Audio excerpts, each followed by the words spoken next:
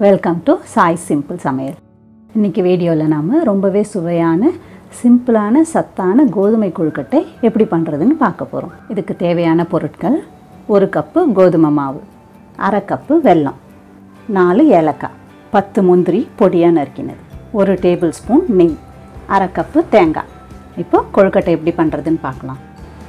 முதல்ல மிக்ஸி ஜாரில் நம்ம எடுத்து வச்சுருக்க தேங்காயும் ஏலக்காயும் சேர்த்து தூள் பண்ணிக்கலாம். இந்த மாதிரி அரைச்சி எடுத்துக்கோங்க. இப்போ கொழுக்கட்டை செய்கிறதுக்கு ஸ்டவ்வில் ஒரு கடாய் வச்சுருங்க. கடாய் சூடானதும் அதில் நெய் சேர்த்துருங்க.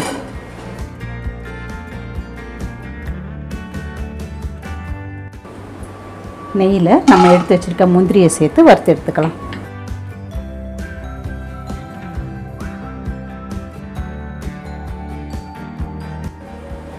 முந்திரியை எடுத்துட்டு மிச்சம் இருக்க நெய்யில் நம்ம எடுத்து வச்சுருக்க கோதுமை மாவை சேர்த்து நல்லா வாசனை வர வரைக்கும் வறுத்து எடுத்துக்கோங்க.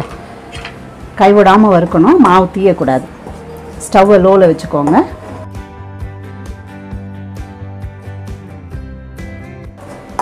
மாவு நிறம் மாதிரி நல்லா வாசனை வரும், அந்த சமயம் வரைக்கும் வறுக்கணும்.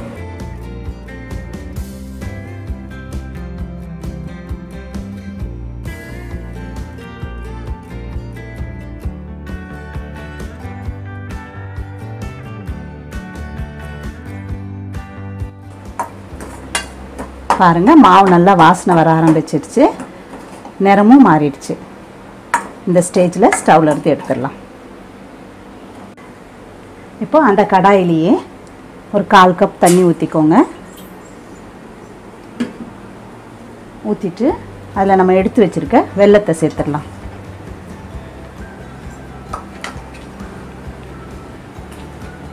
வெல்லம் நல்லா கரையிற வரைக்கும் கலக்கி விடுங்க.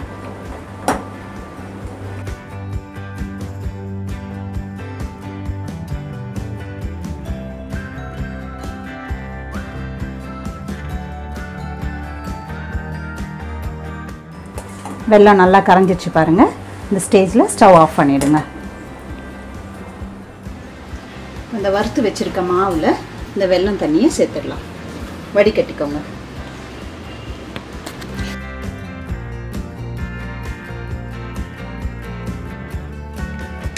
இது கூட நம்ம அரைச்சி வச்சுருக்க தேங்காய், ஏலக்காய், வறுத்து வச்சுருக்க முந்திரி, இது எல்லாத்தையும் சேர்த்து நல்லா கரண்டி வச்சே கலக்குங்க, ஏன்னா சூடாக இருக்கும்.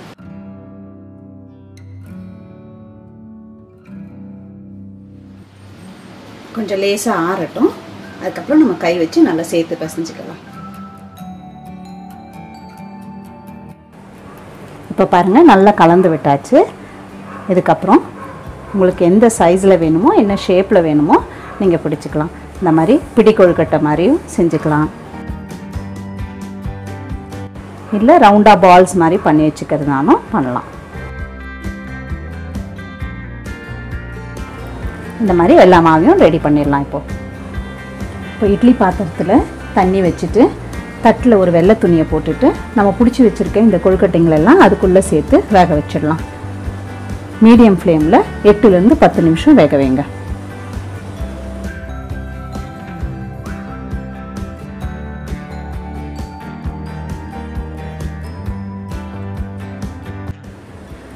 பத்து நிமிஷம் ஆயாச்சு. இப்போ ஸ்டவ் ஆஃப் பண்ணிவிடுங்க.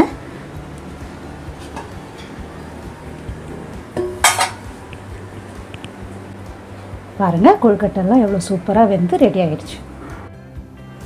சுவையான சாஃப்டான கோதுமை கொழுக்கட்டை சாப்பிட தயார். ட்ரை பண்ணி பாருங்கள். இந்த வீடியோ பிடிச்சிருந்தா லைக் பண்ணுங்கள், ஷேர் பண்ணுங்கள், சப்ஸ்கிரைப் பண்ணுங்கள்.